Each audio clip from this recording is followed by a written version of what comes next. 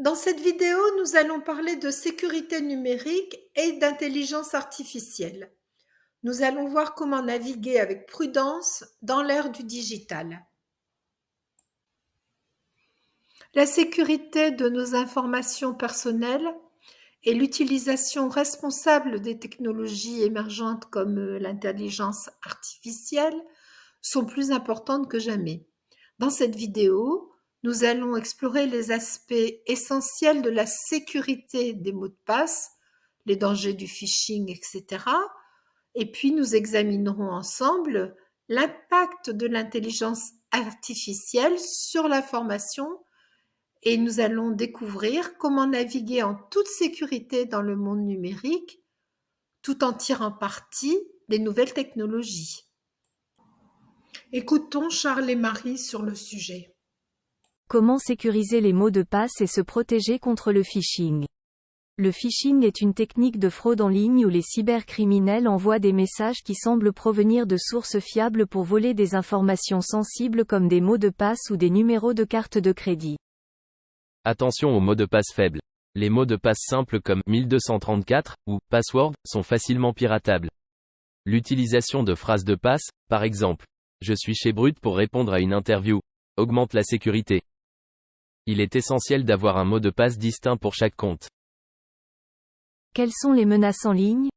Les virus sont des malwares qui se fixent à d'autres logiciels et se répandent. Les malwares sont des programmes nuisibles conçus pour endommager ou infiltrer des systèmes informatiques, souvent dans le but de voler des données ou perturber le fonctionnement normal de ces systèmes. Les vers informatiques. Ils se propagent autonomement à travers les réseaux, peuvent créer des botnets. Les botnets sont un réseau de dispositifs infectés contrôlés à distance pour des attaques. Les chevaux de Troie sont des logiciels malveillants camouflés, qui créent des portes dérobées. Les chevaux de Troie sont un type spécifique de logiciels malveillants. Ils sont camouflés, car ils se présentent sous l'apparence de logiciels légitimes ou inoffensifs, trompant l'utilisateur pour qu'il les télécharge et les installe. Une fois activés, ces malwares créent des portes dérobées, c'est-à-dire des moyens cachés par lesquels un attaquant peut accéder et contrôler le système infecté, souvent à l'insu de l'utilisateur. Les spyware, eux, sont des logiciels espions surveillant l'activité et collectant des données. Les ransomware chiffrent les données et exigent une rançon pour leur restauration. Pourrais-tu me parler de la confidentialité et sécurité sur Internet?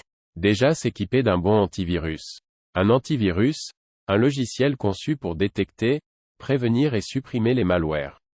Il scanne le système pour des signatures de malware connues et peut offrir une protection en temps réel contre de nouvelles menaces. Il existe aussi un pare-feu, firewall, un dispositif ou logiciel qui filtre le trafic entrant et sortant sur un réseau ou un ordinateur. Il aide à bloquer les accès non autorisés, à prévenir les cyberattaques et à contrôler le flux de données. La divulgation des données personnelles. C'est un partage souvent inconscient de données personnelles en ligne. Il y a un stockage des données personnelles sur des serveurs distants. La collecte de données par navigateur et cookies. Il collecte les informations utilisateurs. Nous sommes dans un consentement inconscient à la collecte de données. Il y a acceptation des conditions d'utilisation sans comprendre l'ampleur. Qu'est-ce qui est fait avec ces données? Il y a une utilisation commerciale des données. Une utilisation pour recommandations personnalisées ou à des fins publicitaires. Est-ce que la loi nous protège? Oui, la législation sur la protection des données. Loi comme le RGPD pour la protection des données. Le sigle RGPD signifie « Règlement général sur la protection des données ».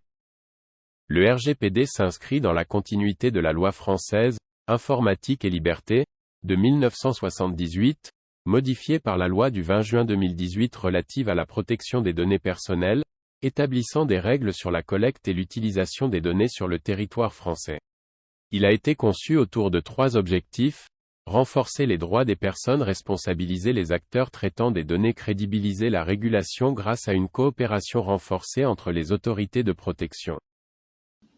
La CNIL, Commission nationale de l'informatique et des libertés, en France, joue un rôle clé dans la surveillance et l'application du RGPD. Que pouvons-nous faire pour sécuriser nos connexions? Nos mots de passe doivent être longs et complexes. Attention à l'identification des sites sécurisés. Il faut rechercher le protocole HTTPS et le cadenas dans la barre d'adresse. La protection des smartphones par sécurisation par code PIN, chiffrement, et note de l'IMEI. Le code IMEI d'un téléphone est un numéro d'identification unique pour distinguer chaque appareil en circulation. Le numéro IMEI iPhone n'est pas visible sur la batterie de l'appareil, mais directement dans ses paramètres.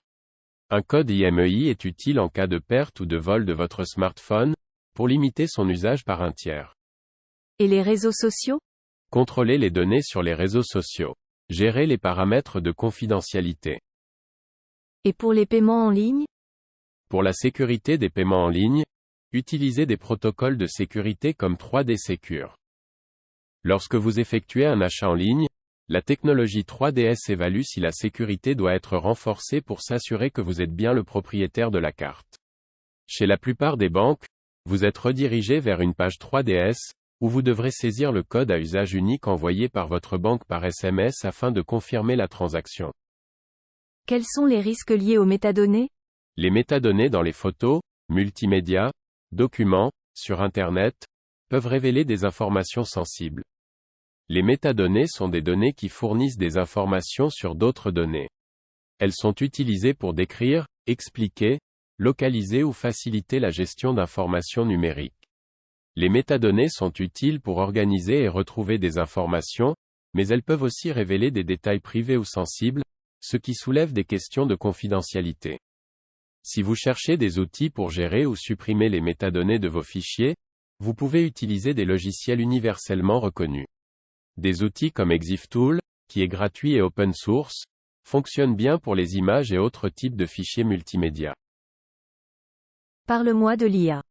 Il y a une évolution de l'IA et son impact. C'est une avancée majeure, dans la création de médias diversifiés.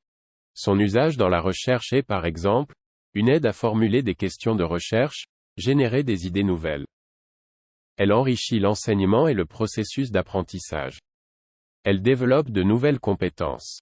Des compétences en formulation de prompts et un esprit critique est nécessaire. Le sens critique est important. Il s'agit d'évaluation de la fiabilité des informations générées par l'IA.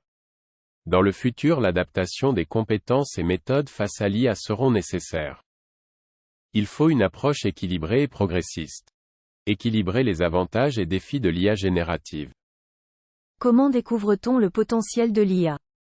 Par introduction de l'IA par expérience personnelle, capacité à créer des contenus variés. Cela impliquera de changer les méthodes de travail dans la création, par exemple, de contenus de formation. En matière de cybersécurité avec l'IA, il est essentiel d'implémenter des solutions d'IA robustes et bien gérées, tout en restant vigilant contre les biais potentiels et les nouvelles vulnérabilités qu'elles peuvent introduire. Merci Marie et Charles. En résumé, la sécurité de nos données en ligne et l'utilisation éthique de l'IA générative sont importantes dans notre ère numérique. En renforçant nos pratiques de sécurité et en comprenant les technologies émergentes, nous pouvons mieux nous protéger tout en utilisant les innovations avec prudence et curiosité. L'utilisation responsable du numérique implique la prise de conscience et le respect de l'éthique, de la sécurité et de la confidentialité dans l'utilisation des technologies et des données. Cela signifie également promouvoir un usage durable et équitable des ressources numériques, en veillant à leur impact environnemental et social. Par exemple, en réduisant la consommation d'énergie des appareils et en recyclant le matériel informatique. Je vous remercie d'avoir visionné cette vidéo. Nous nous retrouverons bientôt pour un autre sujet. À bientôt.